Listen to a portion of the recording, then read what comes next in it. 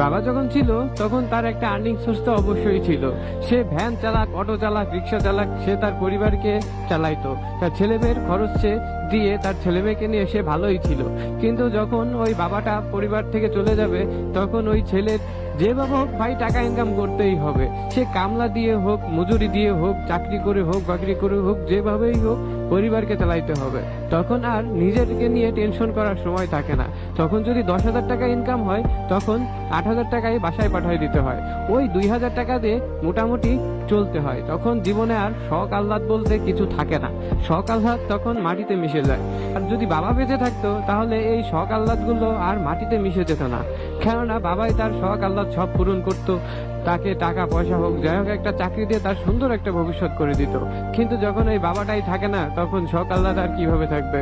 তখন পরিবারের টেনশন করতে করতে নিজের জীবনটাই শেষ হয়ে যায়। বিয়ের বয়সেও শেষ হয়ে যায়, তখনও বিয়ে করার নিজের পসিবিলিটি হয় না। কেননা সে যে টাকা বেতন পায় তাতে তার নিজের পরিবার চালিয়ে নিজেকে চালাইতে হিমশিম খাইতে হয়। তো অন্যের বাড়ির একটা মেয়েকে এনে সে কিভাবে সুখে রাখবে? অন্য বাড়ির একটা মেয়েকে এনে সে কিভাবে সবকিছু দিবে? আর যদি সে বিয়েও করে, তার বউ বাচ্চাকে দিতে গিয়ে তখন তার ছোট ভাই মাকে আর দেখতে পারবে না। আর এসব চিন্তা করে একটা ছেলে কখন বিয়ে করতে চায় না।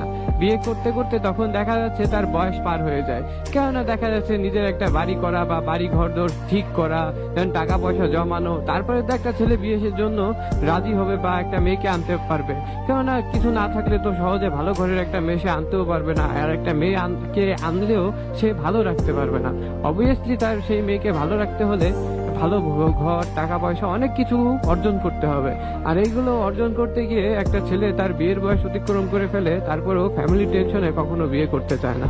সো ভাই, এইগুলা বাস্তবতা, তোমার মেনে নিতে হবে। তুমি আজ হোক কাল হোক এইরকম পরিস্থিতিতে একটু হলেও পড়বা। তোমার বাবা বেঁচে থাকলেও তোমার ভবিষ্যৎ তৈরি করতে গেলে তুমি একটু হলেও এই ইফেক্টস গুলা তোমার জীবনে পাবা।